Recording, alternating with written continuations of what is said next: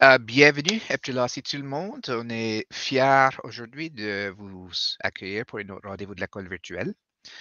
Aujourd'hui, on est en train de présenter sur les territoires ancestrales non cédés des peuples Mi'kmaq. Donc, je reconnais que nous sommes à Mi'kmaqui, le territoire ancestral non cédé du peuple Mi'kmaq. Ce territoire est couvert par les traités de paix et de l'amitié de 1752, qui sont toujours en vigueur aujourd'hui. De reconnaître que nous sommes sur le territoire du peuple Mi'kmaq n'est pas juste une déclaration de notre terre contre vos terres, c'est plutôt de comprendre la façon occidentale. C'est plutôt une reconnaissance des droits ancestraux du peuple Mi'kmaq de vivre selon leurs propres valeurs sur les principes de Dougalum. C'est aussi une promesse de s'engager dans notre responsabilité commune envers la réconciliation afin d'assurer la justice et l'équité pour tous. C'est le 10e anniversaire de l'école virtuelle cette année et on est en train d'essayer d'avoir quelques accueillants comme aujourd'hui où on a le monsieur Mario Cyr qui nous vient avec nous autres. On est en train d'offrir plus que 30 cours de façon numérique à toutes les écoles à travers du CSAP maintenant et on est très fiers de ça. Donc, sans plus ralentir le coup ici, j'aimerais vous présenter M. Mario Cyr. Il est explorateur, conférencier et caméraman sous-marin. Il est originaire des îles de la Madeleine. Il est situé au milieu du golfe de Saint-Laurent. C'est là que, dès l'âge de 17 ans, sa passion pour les océans et les plongées est naturellement devenue une carrière. La maître plongeur se révèle être rapidement un des grands spécialistes mondiaux de la prise de vue et des explorations océaniques. Il développe son créneau privilégié, la plongée sous les glaces, dont il est devenu l'expert par excellence. Et tu peux voir peu de son imagerie à côté là. Depuis l'organisation de nombreuses missions d'exploration, on fait de lui un grand aventurier des deux pôles et d'océans, partant à la, à la rencontre des animaux les plus admirés et énigmatiques de notre planète. Bienvenue, Monsieur Mario. Bien, merci de votre accueil. Puis ben, ça me fait vraiment plaisir, comme je disais tantôt, de parler à des Acadiens, donc de tout horizon. Et donc ma présentation, mais vraiment, c'est ça, je vais vous parler de mon métier, qui est pour moi le plus beau métier au monde. C'est un métier extraordinaire, donc celui de caméraman et de photographe sous-marin. Bon, premièrement, ça m'a permis de voyager beaucoup. Hein. J'ai travaillé dans un peu plus de 80 pays différents. Travaillé aussi sur un peu plus de 180 documentaires différents. Donc, pour des maisons prestigieuses, justement comme National Geographic, Discovery, BBC, Walt Disney, donc nommé Apple TV, nommez-les à peu près toutes. Et c'est vraiment le fait d'avoir une expertise, comme on l'a dit tantôt, Cody l'a dit tantôt, cette expertise-là, ben, c'est la plongée en eau froide, la plongée sous glace. Donc, je vais aller chercher ma présentation. On va espérer que tout ça fonctionne bien. Peut-être, si juste quelqu'un peut me dire que vous voyez bien l'ours polaire, l'écran. Je Vous vois la une coupe de voyez? thumbs up. Est-ce que quelqu'un ne le voit pas? Ça va? OK. Je dirais arrête au partage et repartage et là, tout le monde va le voir. Ah, OK, parfait. Arrêtez le partage. Et ensuite, la totalité de votre écran.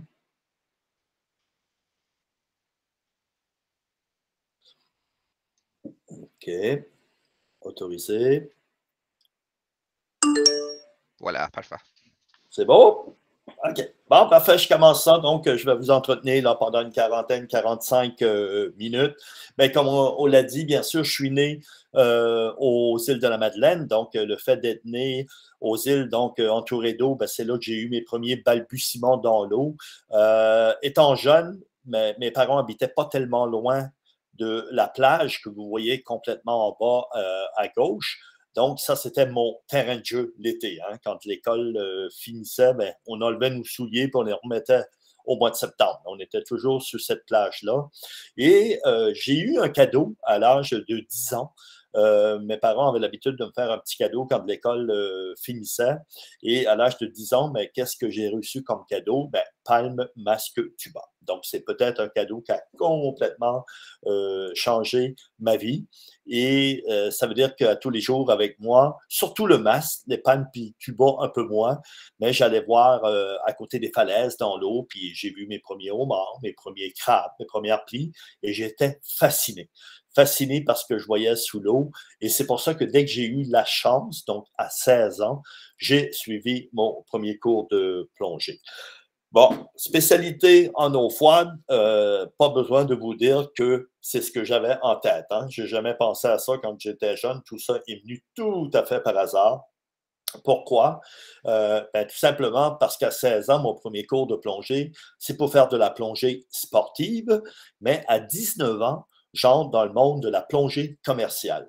Et quand on parle de plongée commerciale, mais on est dans la construction des ponts, la construction des quais, travailler sous les bateaux. Donc ça veut dire que tu fais ça l'été, mais tu fais ça l'hiver aussi. Et je peux vous dire que mes premiers contrats, ça veut dire qu'au mois de janvier, tu arrives sur le chantier de construction, il fait moins 15, moins 20 degrés, et là, tu as une pelle mécanique qui casse, bien sûr, la glace pour que tu ailles travailler en dessous. Mais quand j'avais passé une demi-heure, 30 minutes, 45 minutes, je sortais et j'étais frigorifié. Mais à force de plonger, et là, on parle de 1000, de 2000, de 3000 plongées dans cette eau froide-là. Mais mon corps s'est habitué. Mon corps s'est adapté. Et le corps humain, il y a une capacité d'adaptation incroyable. Si on lui laisse la chance, il va pouvoir s'organiser pour vivre dans l'élément dont il est. Et pour moi, c'est certain que c'était l'eau froide. Ici, vous avez une caméra pour prendre des photos, tout simplement pour vous dire que quand on fait de la photo ou bien du film sous l'eau, on utilise exactement les mêmes caméras qu'à la surface, mais on les prend puis on les met à l'intérieur d'un habitacle sous-marin pour les amener sous l'eau, pour les protéger. Donc, la caméra photo, c'est une caméra qui m'appartient. Bon, ça vaut quand même une quarantaine de mille dollars. Excusez, mais c'est comme mon coffre à outils. C'est mon outil de travail. Quand je travaille pour les grosses compagnies, comme ici, je suis après de tourner pour Walt Disney, donc sur le film Océan. Et la caméra que je tiens dans mes mains, mais ça vaut 450 000 $. Donc, c'est des gros sous et pas besoin de vous dire que ça ne m'appartient pas. Hein. On va louer ces caméras-là parce que ça ne vaut pas la peine. Mais de toute façon, ce n'est pas achetable. Là, même si je serais multimillionnaire, ça ne vaut pas la peine d'acheter des caméras de ce prix-là parce que ça bouge très rapidement. Donc, dans 1 an, 2 ans, ces caméras-là sont 18. Il y a tellement de technologie, il y a tellement de gens qui travaillent pour améliorer les caméras que ça bouge très, très, très rapidement. Et souvent, une caméra qu'on a payée 300 000, 400 000, mais elle ne vaut plus un sou au bout de 4-5 ans à peu près. Premières images, tout à fait par hasard, en 1984. Donc, je fais de la plongée commerciale et arrive aux îles de la Madeleine une équipe de la Californie, Discovery Channel, et ils veulent faire un documentaire sur les phoques du Grand Lune. Donc, ils m'engagent comme guide. À l'époque, je n'ai jamais touché à une caméra ni un appareil photo. Donc, il y a besoin de quelqu'un tout simplement pour les guider. Et quand on arrive sur la banquise, sous la banquise, avec le caméraman sous-marin, il vient de la Californie, donc ce qui fait qu'au bout de 10-12 minutes, il a froid, il veut sortir pour se réchauffer et on fait ça pendant 3 jours de temps. Donc ça veut dire pas d'image et je dirais le réalisateur, il commence à paniquer un peu et tout simplement pour être gentil, je leur ai dit, montrez-moi comment la caméra marche et quand le caméraman va sortir pour se réchauffer, je vais continuer à faire des images. Donc, j'ai vraiment commencé à faire ces images-là tout à fait par hasard. Et j'ai tellement aimé ça que je me suis procuré une petite caméra à 5 000 $. Et ça veut dire que là, on est en 1984. Excusez. Donc, à partir de 84 à 91, je fais 2 tournages par année. Et à partir de 1991, et là, j'ai rentré dans la grande famille de National Geographic et bien sûr, c'est un peu là que tout a vraiment commencé pour moi. Donc, j'aimerais ça vous parler des phoques parce que c'est très, très, très important au niveau des îles de la Madeleine parce que de 1984 à aller, en fait, compte à 2010, chaque hiver, on est allé faire des images des phoques du Groenland et on ne s'est jamais demandé s'il y allait avoir de la glace, s'il y allait avoir des phoques. Même souvent, là, je prenais des contrats 2 ans, 3 ans d'avance. Donc, on est allé à chaque année et depuis les 11 dernières années, mais il y a 6 années qu'on n'est pas allé sur la banquise parce qu'il n'y a plus de banquise. Donc, quand on parle des années 90, 92, le golfe du Saint-Laurent, donc où se situent les îles de la Madeleine, il y avait 92-97 de glace. On aurait pu marcher jusqu'en Gaspésie ou jusqu'au Nouveau-Brunswick, presque sur les glaces. Et aujourd'hui, on se retrouve avec 12-17 de glace. Et c'est certain que les phoques, quand ils rentrent dans le golfe Saint-Laurent, le fait qu'il n'y ait pas de glace pour avoir leurs petits, mais va remonter à nouveau vers le nord. Donc, pourquoi qu'ils viennent aux îles de la Madeleine dans le golfe Saint-Laurent depuis tant d'années? Mais justement, c'était pour avoir leurs bébés qu'on appelle les blanchons. Et donc, aujourd'hui, les blanchons, ben, ils vont plus naître là, sur la côte nord du côté de Blanc-Sablon ou du côté de Terre-Neuve. Les Et mamans, pas, oui. pas pour t'interrompre, Mario, excuse. Tu es en train de changer tes diapos? Oui. OK, on le voit juste aux photos d'ours.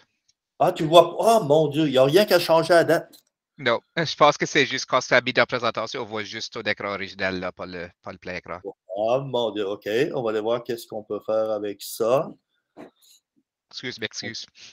Non, non, mais c'est bien que tu me le dises parce que moi, je continue avec plein de photos, là. OK. Donc, là, tu vois pas les îles?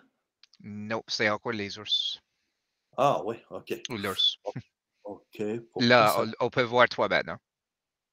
OK, ouais, mais c'est ça, mais c'est, mettons, là, tu me vois, Non, je vois toi. puis là, est-ce que ça change? Non, c'est encore toi. Donc, quand c'est en mode lecture, on le voit pas changer. OK, bon, comment on peut changer ça? D'habituellement, aïe, aïe, aïe, c'est quoi ça? Tu pourrais juste changer les diapos manuellement. Ça travaillera. Ouais, OK. Aïe, aïe. OK, ben, je vais faire ça vite pour l'instant. Là, on me voit avec la caméra là, de 450 000 $. C'est beau? Yep, OK, parfait. Je vais les changer comme ça. parfait. Yeah. On a parlé des phoques du Groenland. Donc, vraiment les grosses quantités qu'il y a. Puis aussi, bien sûr, ben que bon, les mères viennent pour avoir leurs petits, qu'on appelle les blanchons.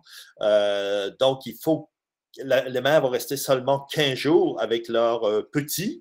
Elle va les allaiter 4 à 6 fois par jour avec du lait à 42 de gras.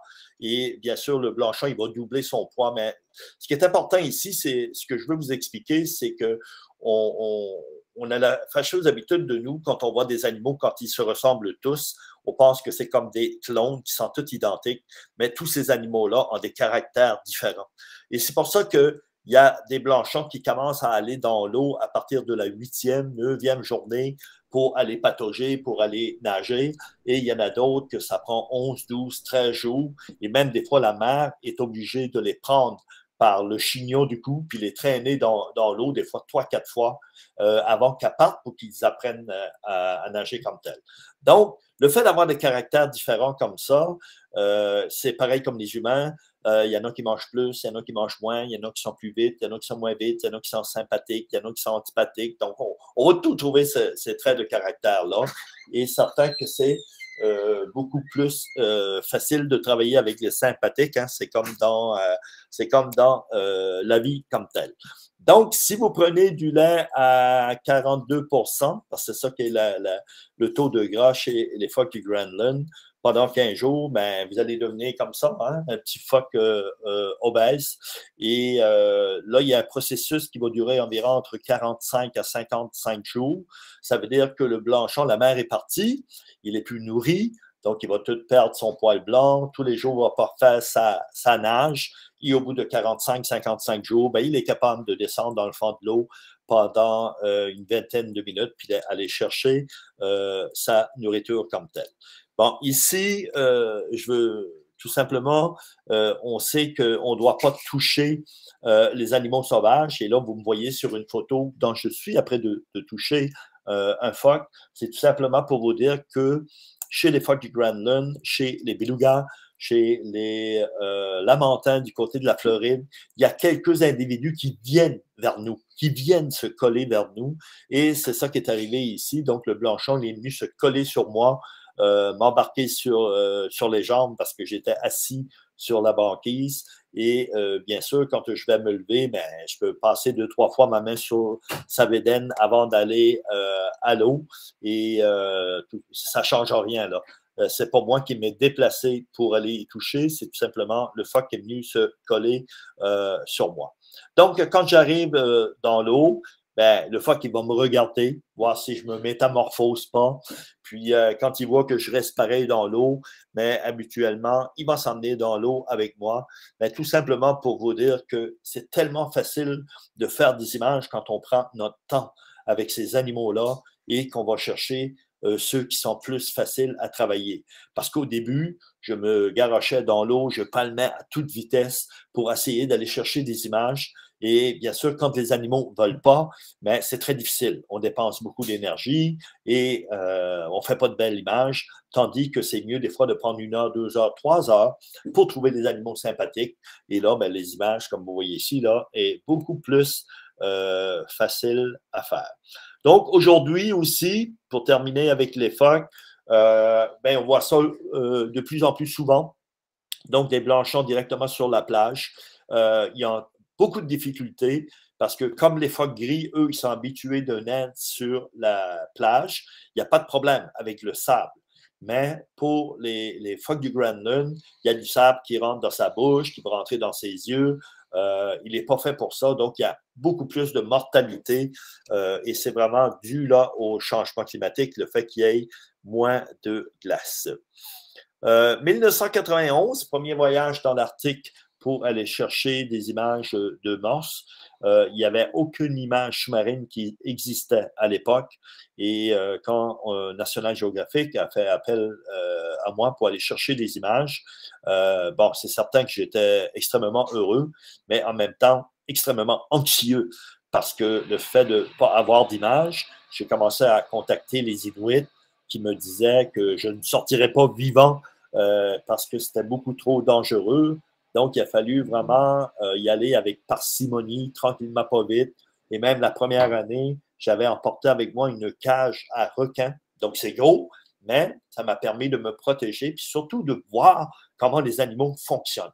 Et au bout de 2-3 ans, après avoir vu comment les animaux fonctionnent, et là, j'ai sorti de ma cage, donc pour pouvoir mieux m'approcher, tout en les respectant, bien sûr, parce que les animaux font des signes. Hein. Ça veut dire que pour les morses, avant de m'attaquer, ils attaquent avec le dessus de la tête, mais ils vont envoyer des bulles, un chapelet de bulles. Ça veut dire que je suis trop près d'eux et si je ne me retire pas, ben, ça se peut qu'ils se lancent sur moi pour vraiment m'attaquer.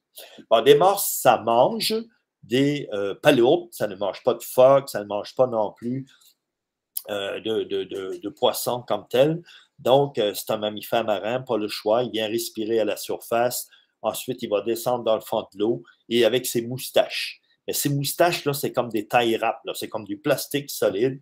Il va chercher où sont les palourdes dans le fond de l'eau, les trouver, ensuite déposer ses grosses lèvres charnues et aspirer très fort. Donc, aller chercher les palourdes, la viande qu'il y a à l'intérieur et les 2 coquilles vont rester dans le sable. Ça mange entre 450 à 600 palourdes par jour et ça mange pendant 6 à 7 jours sans arrêter. Ça veut dire que quand il y a le prendre un lunch, ça dure 1 semaine de temps. Ensuite, il va monter sur les falaises ou la glace pour digérer. Et quand on parle de digérer, hein, ben, on parle de péter et de roter. Et des morses, ça pue, ça sent très, très fort. Souvent, on les sent avant de les voir. On ne les a pas vus encore, puis il y a une senteur qui s'en vient vers nous et on sait qu'il y a des morses là, pas trop loin. Bon, vous allez voir la grosseur par rapport aux petits bateaux. Les mâles dominants, c'est 1,5 tonne. On parle de 3000 livres. Donc, c'est très, très, très, très gros. Je vous montre un petit bout de film aussi, tout simplement. C'est une espèce grégaire.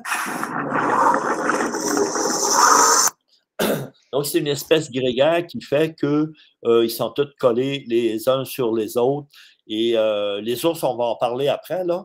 Mais vous voyez qu'on a réussi, j'ai réussi à aller chercher des images assez particulières. Ce que vous allez voir ici, c'est des mamans transportant leurs petits dans leur nageoire. Donc, ça n'avait jamais été fait. De toute façon, il n'y avait pas d'image qui avait été faite.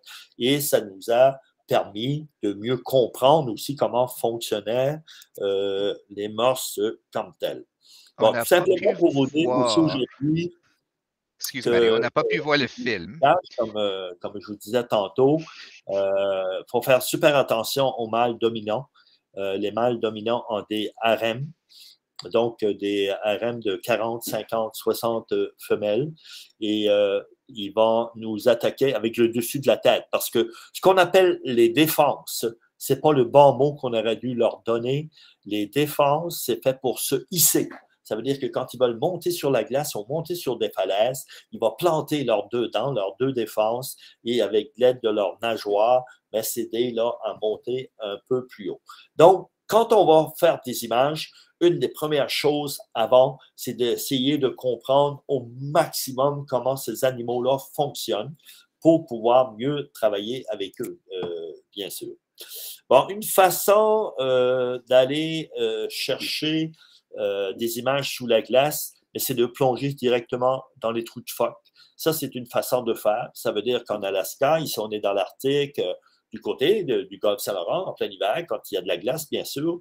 Donc, les phoques vont faire des trous dans la banquise et on va plonger directement dans les trous de phoque. Ou sinon, on peut faire nos propres trous aussi dans la banquise. On fait ça avec des scies mécaniques, comme ici du côté de l'Antarctique.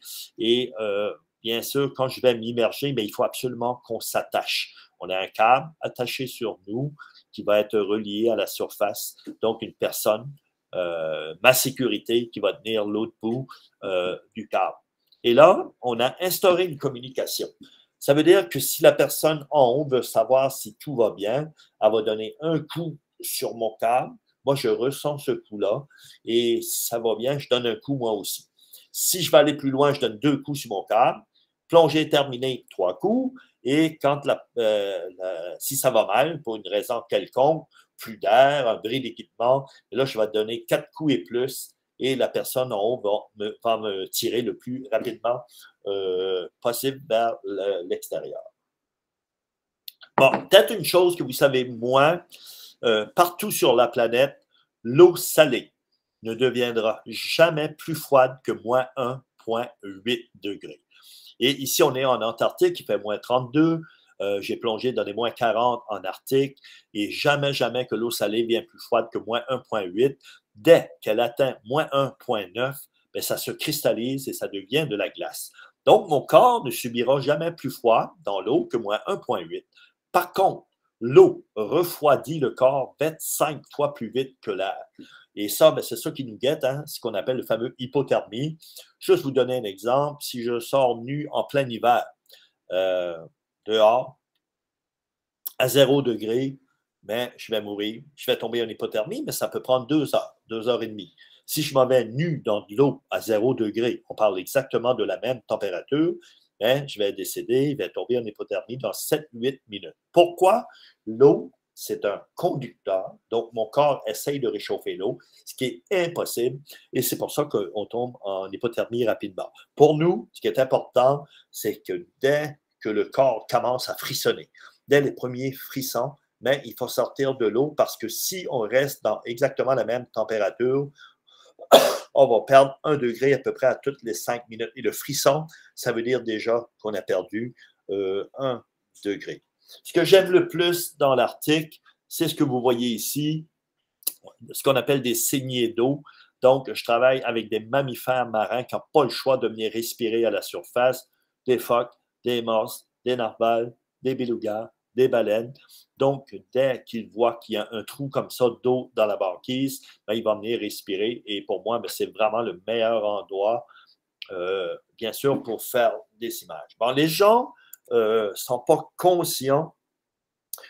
Quand on marche sur la banquise, il y a vraiment une incroyable diversité de petits zooplanctons, de petits phytoplanctons. On parle de 1800 espèces de phytoplancton et de 400 espèces de zooplancton. Donc, on marche sur cette banquise-là et c'est probablement sous cette banquise-là qu'il y a le plus de biodiversité dans le monde, de n'importe où sur la planète, et on a besoin, bien sûr, de cette banquise-là. Vous voyez, les zooplanctons qui mangent le phytoplancton, et ensuite, bien sûr, ben, les petits poissons, les poissons un petit peu plus gros, vont venir aussi manger ces petites crevettes-là, ces petits poissons-là. Et qu'est-ce que ça fait, les poissons? Ben, ça attire les phoques, ça va attirer les belugas, ça va attirer les narvals, et bien sûr, c'est ce qu'on appelle toute la chaîne alimentaire. Et les super prédateurs comme les ours polaires, puis les épaulards, puis aussi bien, les chasseurs inuits. Donc, toute la chaîne alimentaire au complet est sous cette banquise-là, ce qui fait qu'il y a une biodiversité là, vraiment incroyable. Et on le voit quand on est à la lisière des glaces. Quand on est à la lisière des glaces, mais il y a énormément de vie et on va maintenant aller à 100 mètres, 200 mètres plus loin de la lisière des glaces, puis il y a beaucoup moins de vie parce que tout est maintenu, toute cette chaîne alimentaire-là est maintenue, bien sûr, par le fait que le phytoplancton, déjà les petits algues sous la banquise, ben, a commencé là, donc tout le reste va suivre. Et donc, il y a une panoplie d'animaux du plus petit en allant au plus gros. Donc, pour moi, je vous dirais que c'est le meilleur endroit au monde où je puisse me trouver, ce qu'on appelle au flow edge, donc à la lisière des glaces, où il y a une activité là, vraiment invraisemblable, là, incroyable. Puis, il ne faut pas oublier aussi que l'été dans l'Arctique, il y a du soleil 24 heures par jour. Et ça, c'est assez extraordinaire quand tu veux filmer, parce que même s'il est 10 heures, 11 heures, 2 heures du matin, c'est la même clarté qu'en plein après-midi. Donc, on va travailler sur des heures différentes qu'en étant plus au sud ici. On n'a pas vraiment d'heure prédéterminée tant que je vous dirais que les animaux sont là, mais on va bien sûr là travailler. Oups, je vais OK. les Mario, chercher. pas pour t'interrompre là. Ça, c'était la vidéo, le dernier que tu as montré? OK. Vous allez voir une baleine ici aussi. C'est la baleine boréale qui ne vivent que dans l'Arctique. Il y a des énormes bosses sur le dessus de la tête. Je vais vous expliquer pourquoi tantôt. Excuse Et pour ce l'interruption, mastodonte-là, ben, ça Mario. pèse 70 tonnes environ. Ben, les plus petites, 40 tonnes. Les plus grosses, à peu près 80 tonnes. Non, mais il y a en moyenne à peu près 70 tonnes. Vous voyez l'œil ici qui me regarde. Donc, quand on se retrouve avec des animaux comme ça, mais c'est vraiment, vraiment là, exceptionnel. Excuse pour l'interruption, là, Mario. On peut pas voir, tu Et vas voir la vidéo quand tu le joues. ici, je vous montre un petit bout de film justement d'une baleine aussi euh, boréale.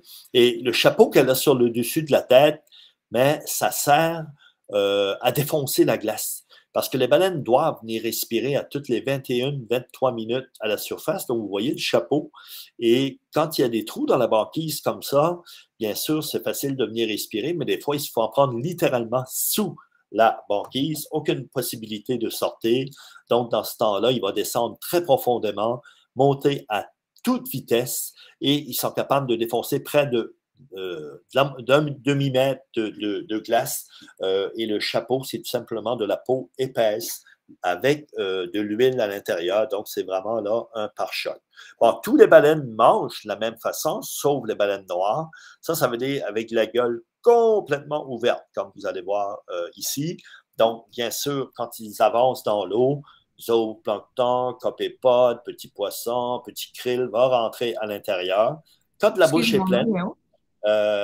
ou quand ça fait 21-23 minutes, donc plus d'air, ben, les baleines, c'est bien connu, ça a des fanons de chaque côté. Donc, des fanons, c'est un peu comme des rideaux, on va dire des rideaux tissés serrés. Et en fermant la bouche, ben, l'eau va sortir par les fanons, mais toute la nourriture là, va rester prise à l'intérieur. Bon, bien sûr, je ne peux pas passer sous silence le travail des Inuits parce que j'ai effectué 44 voyages dans l'Arctique et j'ai toujours utilisé des guides. Et même après avoir passé là, plus de 2 ans, si je mets tous mes voyages ensemble, ce serait impossible pour moi de retourner dans l'Arctique et pas utiliser ces guides extraordinaires qui connaissent super bien sûr, l'Arctique comme tel, les animaux. Et vous savez, ce sont des chasseurs hors pair. Donc, pour aller chasser un ours polaire ou un morse ou un narwal ou aller le photographier, mais toute l'approche est pareille. Hein? Je dis souvent, c'est la dernière gâchette qui est complètement différente, là, mais l'approche est pareille. Donc, les Inuits m'ont vraiment aidé à comprendre le système, je dirais, de la nature des animaux là, dans l'Arctique comme tel. Bon, les ours polaires, c'est mon animal préféré. Les ours polaires, premièrement, il y a 650 000 ans, ça n'existait pas. Les ours polaires, ce sont des descendants des grizzlies. Donc, on est vraiment dans l'Arctique de l'Ouest et on a plein de grizzlies. Et à un moment donné, probablement une question de nourriture, pas assez de nourriture. Donc, il y a une quantité de grizzlies qui décident de monter vers le nord. Au nord, il fait froid, la nature est complètement différente, donc il faut qu'ils s'adaptent et ils deviennent ce qu'on appelle des ours blancs, des ours polaires. Bon, beaucoup d'adaptations, 3 majeures. Première adaptation, ils sont devenus blancs pour mieux se camoufler dans la neige, dans la glace, pour attraper des phoques, leur nourriture de base. Deuxième adaptation, les pattes avant. Les pattes avant ont doublé en superficie, devenues 2 fois plus grosses et devenues semi-palmées. Donc, il y a de la peau qui a poussé entre les orteils pour en faire un très bon nageur. Et aussi aujourd'hui qu'un ours polaire peut nager au moins pendant 10 jours de temps sans arrêter. Et là, on parle de 280 km, 320 km de nage. Donc, c'est assez exceptionnel. Bon, aussi, troisième adaptation, l'odorat. Un ours polaire, c'est capable de sentir un phoque à 5 km, donc très, très, très loin. Un ours polaire doit manger entre 40 à 50 phoques par année. Et c'est ça qui se passait jusqu'à dans les années 1995. Ça veut dire qu'avant 1995, jamais qu'on a entendu parler que les ours polaires avaient de la difficulté. Ils mangeaient leurs 40, 50 phoques par année. Donc, qu'est-ce qui s'est passé, bien sûr, depuis ce temps-là? Mais la glace a disparu parce qu'ils attrapent des phoques sur la banquise et non pas dans l'eau. Et juste pour vous donner une idée, c'est quand on parle de la baie d'Hudson, donc le sud de l'Arctique, aujourd'hui, il y a 80% de moins de glace que dans les années 90. Et ça oblige les ours polaires à passer 2 mois de plus sur la terre ferme. Et quand ils sont sur la terre ferme, ben, ils ne peuvent pas attraper leur nourriture. Donc, c'est pour ça qu'il y a beaucoup d'ours polaires qui meurent de faim ou qui sont ce qu'on appelle chétifs, juste la peau et les os. Donc, depuis 1991, comme demandait, est-il Et possible d'aller... Mario, Oui? on ne peut pas actuellement voir les vidéos que tu es en train de jouer. Ah, les vidéos ne jouent pas? Non.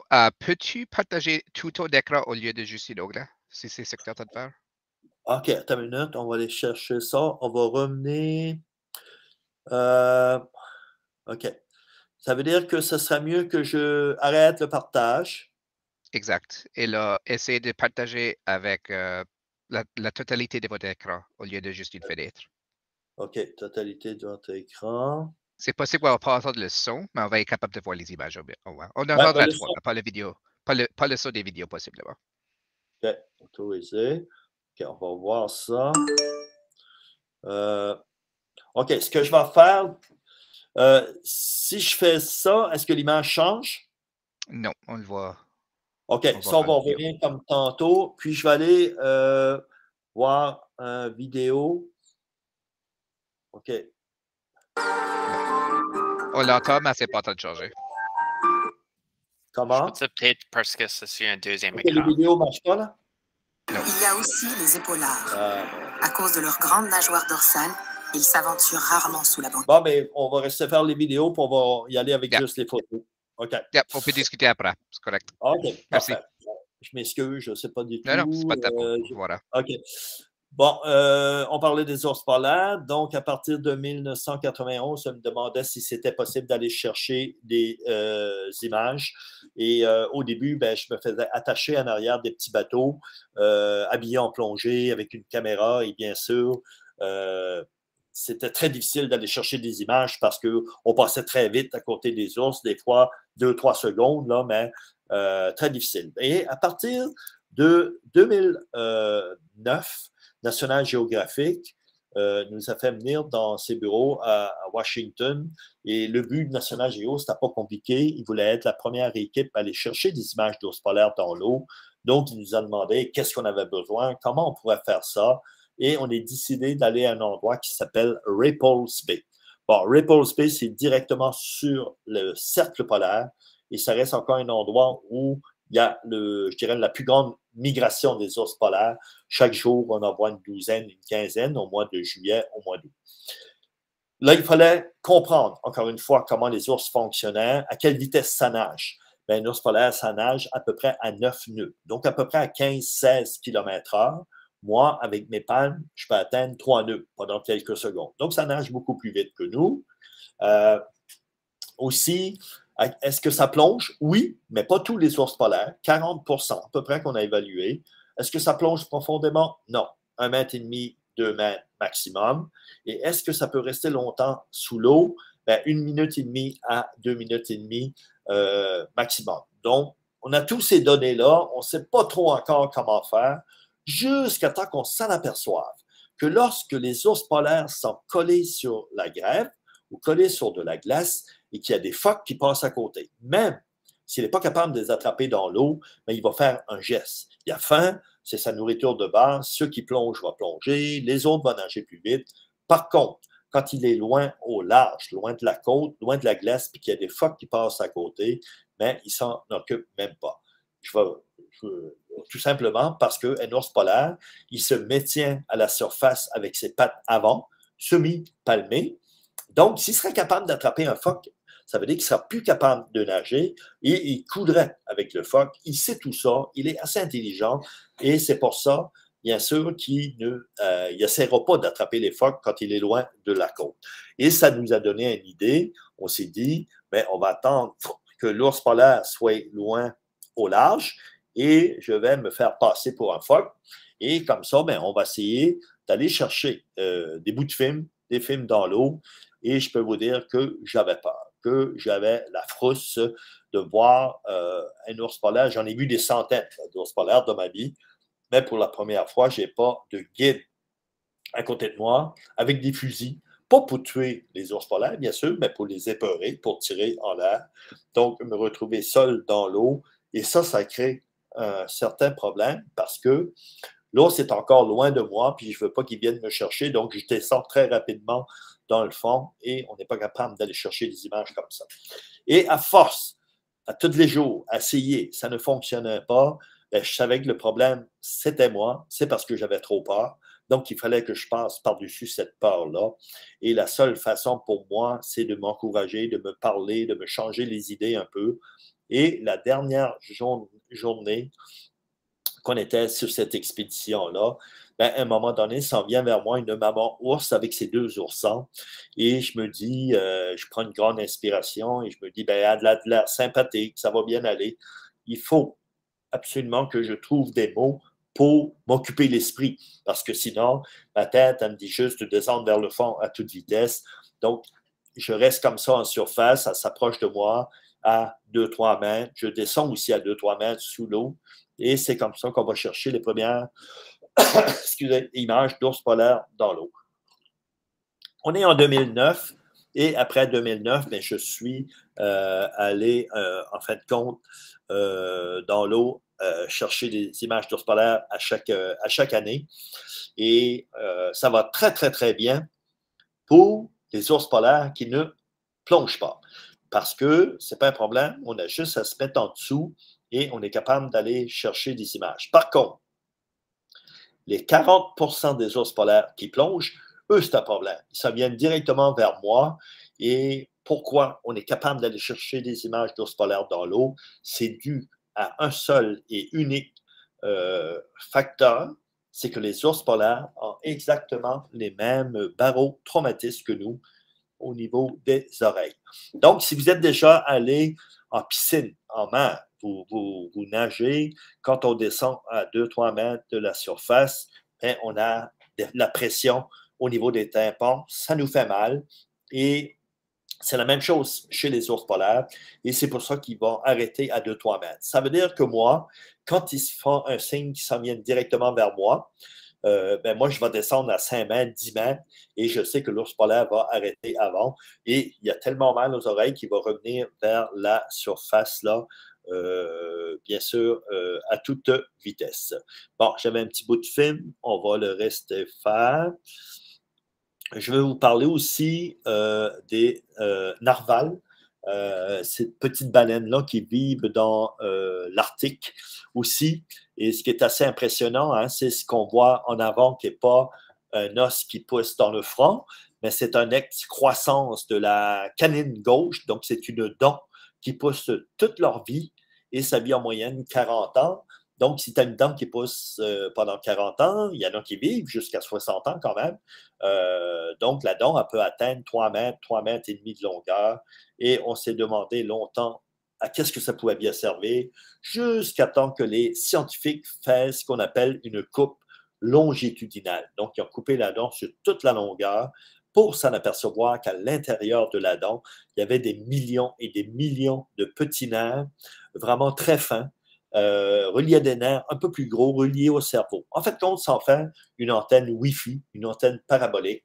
Et certains scientifiques nous disent aujourd'hui que les narvals sont probablement la bébête sur la Terre et dans la mer les plus conscients de tout ce qui se passe à 1 kilomètre autour grâce à cette dent-là. Et moi, ben, ça m'a fait comprendre aussi pourquoi c'était tellement difficile d'aller chercher des images, parce que dès qu'ils me voyaient dans l'eau, ils déviaient bien sûr de leur direction. Et aujourd'hui, mais ce que je fais pour aller chercher des images, bien, je vais m'attacher sous la banquise.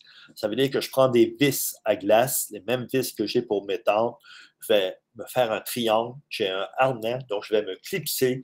Je vais fermer la caméra, fermer la lumière, puis je vais rester complètement immobile sans bouger. Et là, quand les narvals vont commencer à arriver près de moi, des fois, ça prend 15 minutes, 20 minutes. Et là, je vais me déclipser, allumer la caméra, la lumière, puis ça me permet pendant quelques secondes de faire des images. Et on voit aussi ici, quand je vous parlais tantôt, vraiment du phytoplancton, des algues sous la banquise, mais on en est témoin ici, là, on le voit un petit peu plus à une grande échelle. Bon, tout ça pour vous dire aussi qu'il y a des belles choses dans les océans, il y a des choses un peu plus tristes. Un des énormes problèmes qu'on a présentement, c'est ce qu'on appelle les plastiques volatiles. Tous les plastiques qui volent au vent, hein, les sacs de plastique, les bouteilles, les pailles, c'est un fléau énorme. On est après de détruire des espèces présentement, comme les requins-baleines. Les requins-baleines, c'est pas compliqué. La façon dont ça mange, c'est comme un grand aspirateur. Donc, ils vont vraiment tirer en aspirant. Donc, il faut manger des petits poissons, mais s'il y a du plastique dans l'eau, il va l'aspirer, comme on le voit sur la photo ici. Ce qui fait que quand on fait des nécropsies, quand on retrouve ces requins-baleines-là décédés, puis qu'on les ouvre pour savoir qu'est-ce qui s'est passé, et on peut trouver 10, 15, 20, 30 sacs à l'intérieur. Et donc, ils sont tout simplement morts de faim parce que l'estomac est plein et ne peut plus fonctionner. Bien sûr, autre espèce, je vous dirais même l'espèce la plus touchée par les plastiques qu'il y a dans les océans, c'est les tortues luttes. Bon, les plus grosses tortues au monde, les tortues luttes, c'est les plus grands mangeurs de méduses. Donc, une tortue lutte, c'est pas compliqué, ça mange 40-45 kilos de méduses par jour. Et dans l'eau, rien ne ressemble plus à une méduse qu'un sac de plastique.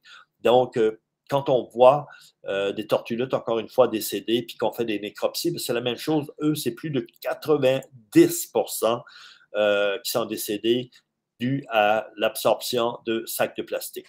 Donc, j'essaie toujours de faire comprendre aux gens que ce fameux plastique volatile-là, on n'a plus besoin aujourd'hui d'utiliser ça. On est capable de vivre sans ça parce que ça crée vraiment là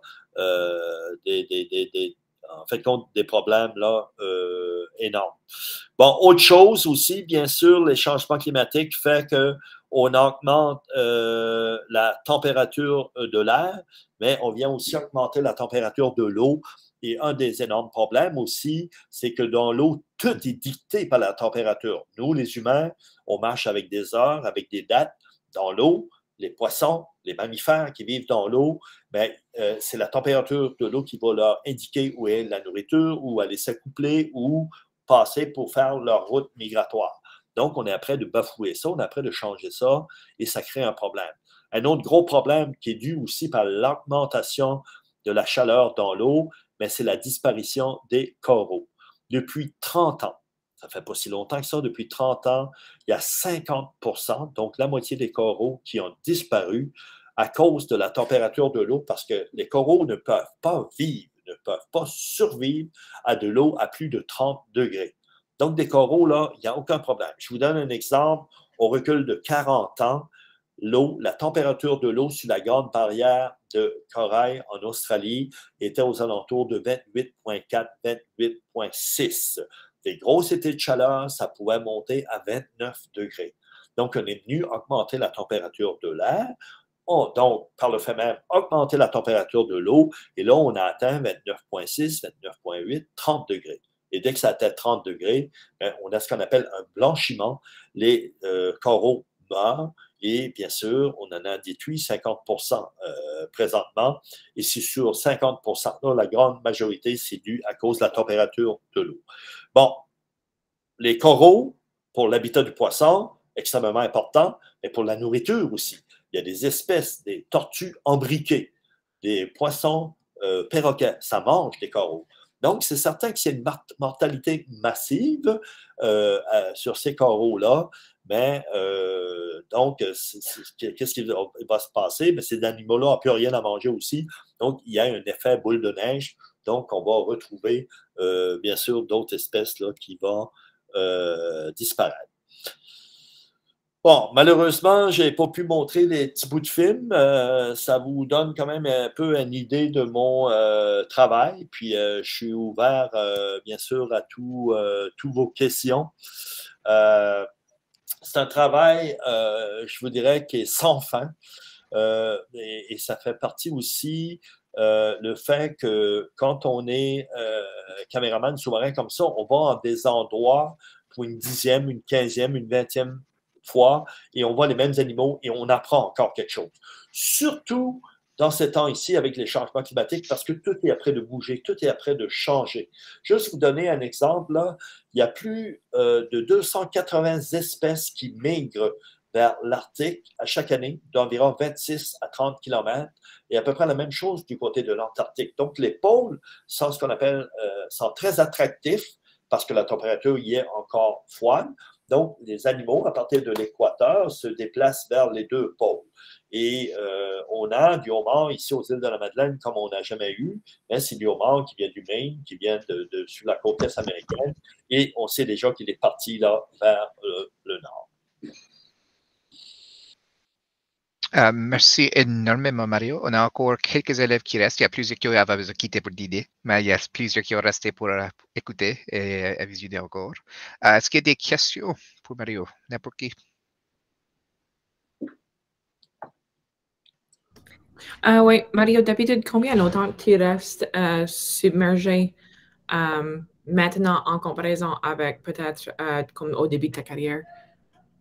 Bien, c'est certain que au début de la carrière, c'était vraiment, je passais des 40 minutes, 45 minutes dans l'eau, puis aujourd'hui, ben, c'est faisable de passer à 3 heures ou à 4 heures dans l'eau avec des systèmes différents aussi, hein, parce qu'on a en plongée des petites bouteilles de plongée, donc c'est de l'air comprimé, mais on a des systèmes aussi qu'on appelle des systèmes à circuit fermé, donc on recycle l'air qu'on expulse, ça passe dans un système de charbon activé, et on la reprend à nouveau. Donc, avec ces systèmes-là, on peut rester beaucoup plus longtemps dans l'eau. Et à force, bien sûr, comme je disais tantôt, notre corps s'habitue à à toute cette température-là, puis on peut mieux vivre dans l'eau aujourd'hui. En tout cas, moi, ça me donne une chance de rester beaucoup plus longtemps qu'auparavant.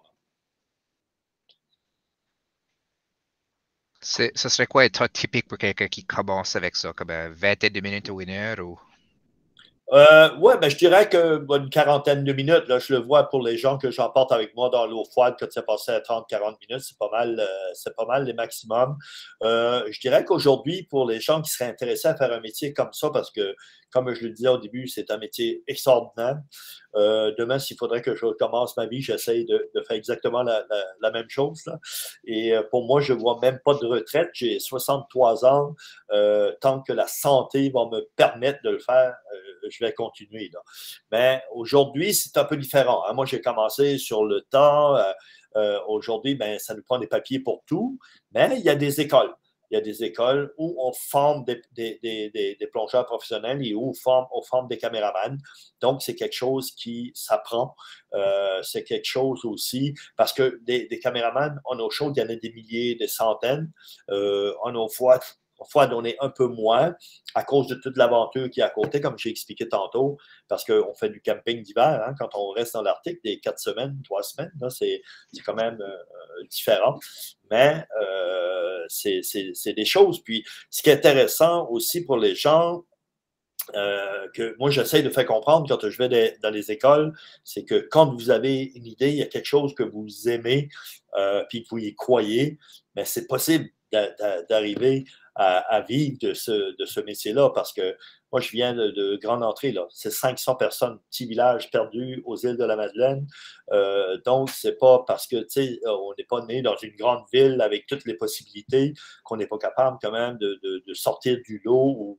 Mais c'est ça, il faut croire, bien sûr, à ce que c'est qu'on veut faire. Il faut travailler fort, puis à un moment donné, ça arrive. Parce que souvent, les gens aussi, les jeunes sont influencés par les parents. Tu sais, les parents, on veut tout du bien pour nos enfants, pour voudrait qu'ils vivent heureux, puis qu'ils aient plein d'argent, mais c'est pas juste ça qui compte, l'argent aussi. Quand tu te lèves le matin, puis que tu as hâte d'aller travailler, tu es content d'aller travailler, mais ça vaut beaucoup d'argent, ça aussi. Et ça, c'est important, là. Moi, j'ai une question. Donc, en grandissant, on avait un abonnement à National Geographic. Puis quand j'étais très jeune même, j'aimais tellement ça de regarder aux photos. Je feuilletais juste à travers. J'étais même trop jeune pour vraiment lire les articles, mais j'aimais de regarder aux photos. C'est peut-être une question difficile, mais as-tu une photo préférée que toi, t'as capturée? Je dirais que il y a une photo où on voit une méduse géante du côté de l'Antarctique. C'est une méduse de 2 mètres de hauteur par 1 mètre de diamètre. Donc, c'est la deuxième plus grosse méduse au monde. Pourquoi? Je ne l'ai jamais vue à nulle part. Donc, ça a été une chance. J'ai fait 182 plongées en Antarctique et j'en ai vu 2. Donc, dans tous ces plongées-là. Donc, c'est quand même assez rare. Et donc, il y en a une photo qui a fait la page couverture de même en Chine, dans différentes revues. Et je dirais que c'est peut-être celle que je suis le plus fier d'avoir fait, même si ce n'est pas celle que j'ai travaillé le plus. Tu sais, souvent en photo ou en film, c'est d'être au bon moment, au bon endroit, puis ce fois-là, mais ça a super bien donné. Là. Donc, j'imagine que c'est comme je me rappelle de déjà avoir vu une photo d'une méduse géante. C'est peut-être celle-là. C'est peut-être cette photo que tu as prise. Oui, sûrement. Il y a bien des chances parce qu'il n'y en a pas beaucoup. Moi, je ne l'ai jamais vu à nulle part. Là. Cool. OK. S'il n'y a pas d'autres questions, moi, je vais juste arrêter l'enregistrement. Moi, je vais juste partager ce site pour finir là. On est incroyablement chanceux de t'avoir. Merci énormément, Mario. C'était un grand plaisir de vous accueillir. Walaliak, pas moi, mais comme on dira. Et je vais juste arrêter l'enregistrement. Et merci incroyablement. Merci, c'est très gentil. Merci.